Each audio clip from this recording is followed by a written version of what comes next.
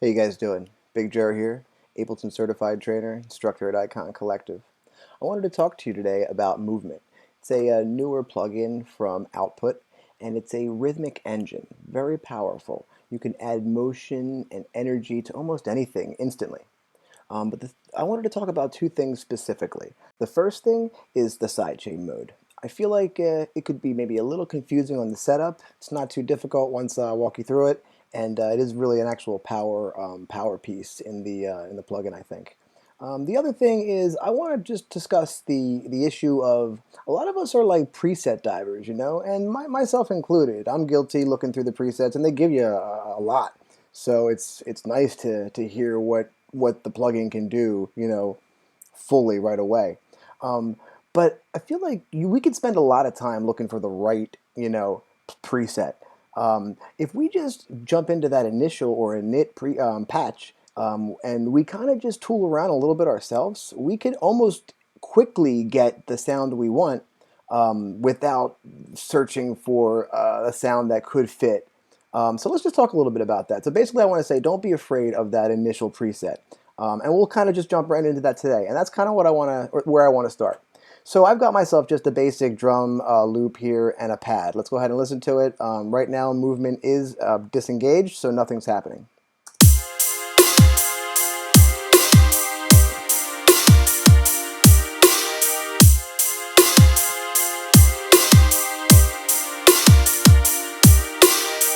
Pretty simple, pretty standard, kind of boring. So let's go ahead and employ movement to add a little bit of instant energy, instant, you know, interest to our pads. So it's set to the initial patch right now. If you don't know where that is, or if it comes up, you know, with plucking around, then you could just kind of click on that, go over here and click on initial, and then it'll kind of just put everything in a default state where nothing is really happening.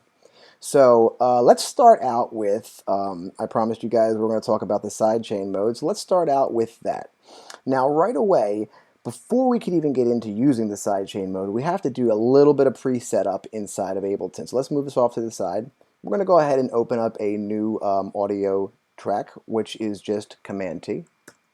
All right, opens right up for us, and we're going to go ahead and use this as more of a routing track. Okay, so we're going to say audio from, we're going to grab the kick. Okay, could be anything, we're going to choose the kick this time. I'm going to set it to monitor in, and I'm going to go over here and go audio to, and I'm going to bring it to, well, we want to send it over essentially to movement, so that's on pad 1, so that's what I'll do.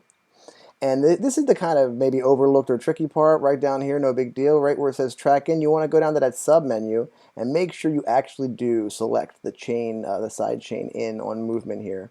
And now we've got ourselves, again, don't forget to put it in mode on monitoring. So now we've got ourselves, and if you notice, well, I'm going to hit play in a second. Notice that every time the kick happens, this will actually engage. Cool. So now we've got ourselves, it's happening, right? So now we can start using it. Perfect. So I want to go over here, and obviously in sidechain mode, you've got these controls, right? So I'm going to switch it from duck to boost. I'm going to add a little bit of gain right here. And what I'm going to choose to do is I want to add a little bit of emphasis on this, right? So what I want to do is I'm going to grab myself the distortion, and I want to add a little bit of emphasis with this crunch. So let's go ahead, and for anybody that's new to using the init or initial patch, you just go ahead and grab this guy, right? And it's just like anything else, any other plugin where you want to apply a modulator. You know, go over here, grab this, drag it right to there, and now you've got yourself application. So now let's listen to it. And what we're going to do is we're going to get, it's going to boost right when the kick happens. So let's go ahead and listen to that.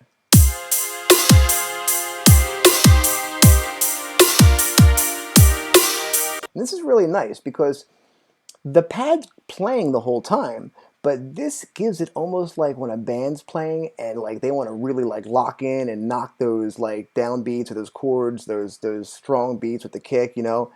This gives you that kind of effect. So let's go ahead and maybe emphasize it a little bit more, right? So I'm going to go ahead and grab myself a filter. I'm going to bring down my cutoff.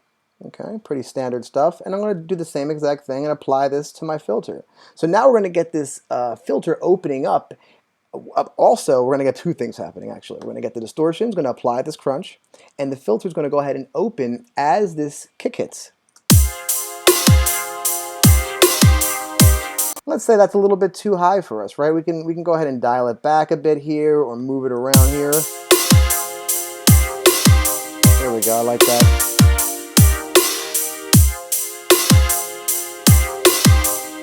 This is great. So now again, we've got this kick energy happening, and it really makes, when you do this, it adds that emphasis to the drum beat, so it really helps that instrument that you've applied it to, in this case the pad, really just tuck in inside the track because instantly it's grooved in.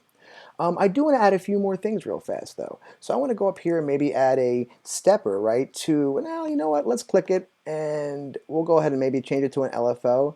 And let's apply that LFO to the pan maybe. All right, and now it's going to be like,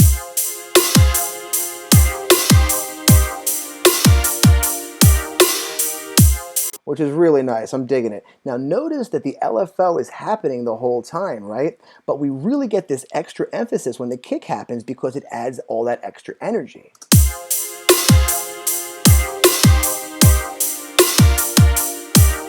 It's really nice, and we still get that presence up top as well. If we wanted more or less of that, we could dial it back here with a wet and dry knob, but we'll get to that maybe in a second. Now there's one more thing I want to do real fast because I don't want to make this too long. I want to add just a little bit of forward energy or forward motion to this by applying maybe a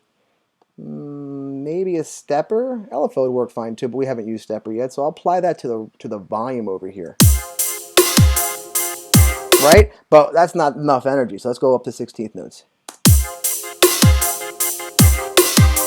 So now we got a lot happening here. We got the pad up top, we've got this energy added over here with the kick, we've got some panning happening, and we've got some volume happening over here.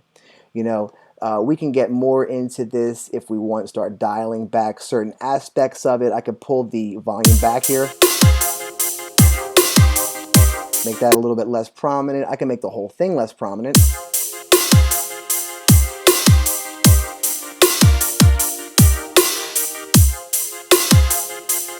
And that's, you know, we can start really getting in there, dialing this in. You do have 4 slots on each side to add effects, and you can even get into some XYing as well.